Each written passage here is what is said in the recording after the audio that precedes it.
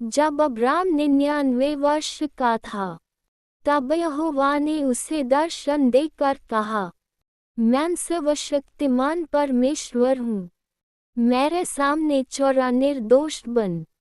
मैं अपने और तेरे बीच अपनी वाचा स्थिर करूँगा और तेरी संतति को बहुत बढ़ाऊँगा।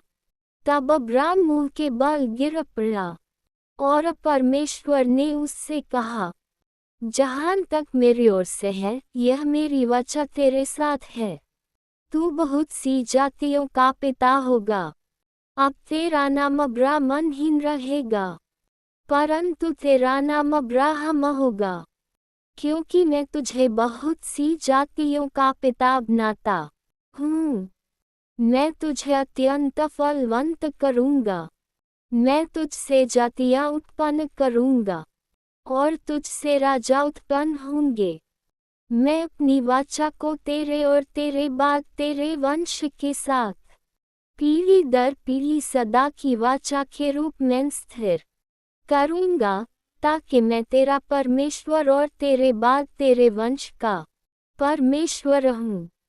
और कनान का सारा देश, जहाँ तू अभी परदेशी है, मैं तुझे और तेरे बाद तेरे वंश को सदा की संपत्ति के रूप में दूंगा और मैं उनका परमेश्वर रहूंगा।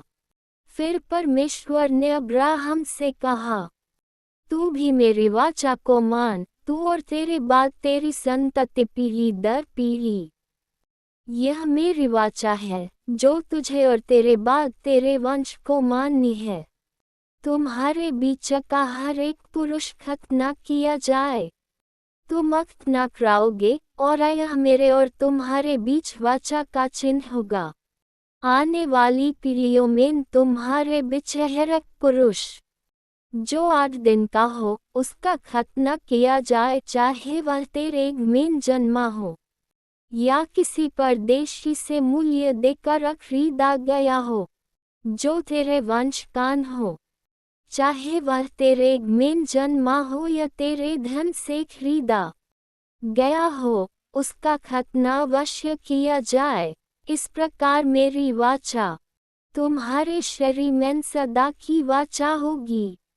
जो कोई पुरुष खतना किया जाए, अर्थात जिसके शरीर का खतना न हुआ हो, वह अपने लोगों में से काट डाला जाएगा। उसने मेरी वाचा तोड़ी है। फिर परमेश्वर ने अब्राहम से कहा, तेरी पत्नी सारा का नाम अब सारन रहेगा। उसका नाम सारा होगा। मैं उसे आशीष दूंगा और उससे तुझे एक पुत्र दूंगा। मैं उसे आशीष दूंगा और वह जातियों की माता होगी। उससे लोगों के राजा उत्पन्न होंगे। तब अब्राहम मुँह के बल गिर पड़ा और हंसा और मन ही मन कहने लगा, क्या 100 वर्ष के पुरुष से पुत्र उत्पन्न होगा? और क्या सारा 90 वर्ष की आयु में संतान जनेगी? और अब्राहम ने परमेश्वर से कहा, काश इश्माएल ही तेरे सामने जीवित रहे। तब परमेश्वर ने कहा, निश्चित तेरी पत्नी सारा तेरे लिए एक पुत्र को जन्म देगी और तू उसका नाम इसहाक रखना। मैं उसके साथ अपनी वाचा स्थिर करूंगा, एक सदा की वाचा, जो उसके बाद उसके वंश के लिए होगी। और जहाँ इश्माएल का संबंध है, मैंने तेरी सुनी है। मैं उसमें आशीष दूंगा, उसे फलवंत करूंगा और उसकी संख्या बहुत बढ़ाऊंगा। वह 12 प्रधानों का पिता होगा और मैं उसे एक बड़ी जाति बनाऊंगा।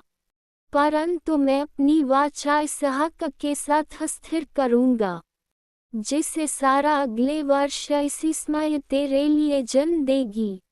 जब परमेश्वर उससे बातें कर चुका, तब वह अब्राहम के पास से ऊपर चला गया।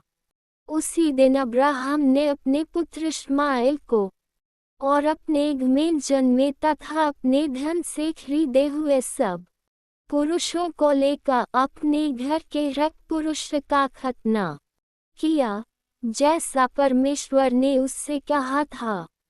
जब अब्राहम का खतना हुआ तब वह 99 वर्ष का था और उसका पुत्र इश्माएल 13 वर्ष का था। उसी दिन अब्राम और उसका पुत्र इश्माएल दोनों का खतना हुआ और उसके घर के सब पुरुष, चाहे वे उसके में जन्मे हो या किसी परदेशी से खरीदे गए हों, उसके साथ खतना किए गए।